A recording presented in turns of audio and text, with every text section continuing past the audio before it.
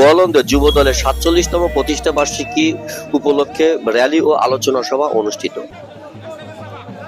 রাজবাড়ী জেলা প্রতিনিধির পাঠানো তথ্য ও চিত্র প্রতিবেদন।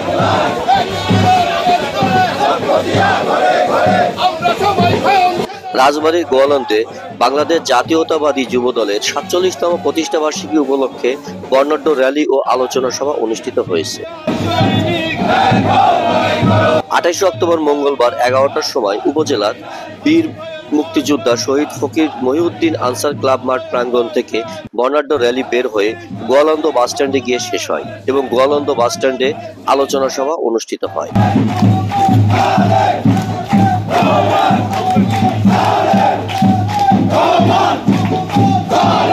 গোয়ালন্দ উপজেলা যুবদলের সভাপতি মোহাম্মদ ফারুক দেওয়ানের সভাপতিত্বে এবং পৌর যুব দলের সভাপতি দেলোয়ার হোসেন মণ্ডল ও উপজেলা যুব দলের যুগ্ম আহ্বায়ক মোহাম্মদ রাজু শিকদারের সঞ্চালনায় অতিথি হিসেবে উপস্থিত ছিলেন উপজেলা বিএনপির সাবেক সভাপতি মোহাম্মদ সুলতানুল ইসলাম মুন্নু মোল্লা, উপজেলা বিএনপির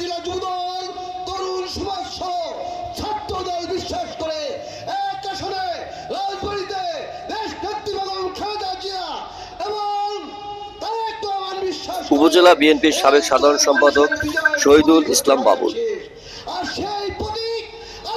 প্রধান বক্তা হিসেবে বক্তব্য রাখেন জেলা যুব দলের আহ্বায়ক খায়রুল আনাম বকুল, জেলা যুব দলের আহ্বায়ক মুরাদ আল রেজা, উপজেলা যুব দলের যুগ্ম আহ্বায়ক মোহাম্মদ শামীম মোল্লা, পৌর যুব দলের যুগ্ম আহ্বায়ক সাইদ মোল্লা, মোহাম্মদ জসিম পাটোয়ারি, উপজেলা ছাত্র দলের সভাপতি রেজাউল আহসান মিঠু, পৌর ছাত্র দলের আহ্বায়ক মোক্তার মাহমুদ প্রমুখ।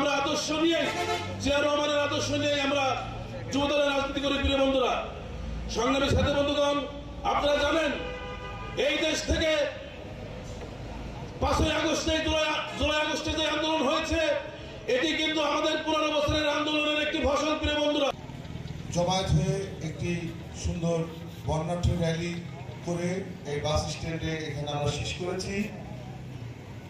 আরো উপস্থিত থাকবেন আজকের প্রধান বক্তা আমাদের রাজবাড়ী জেলা যুব দলের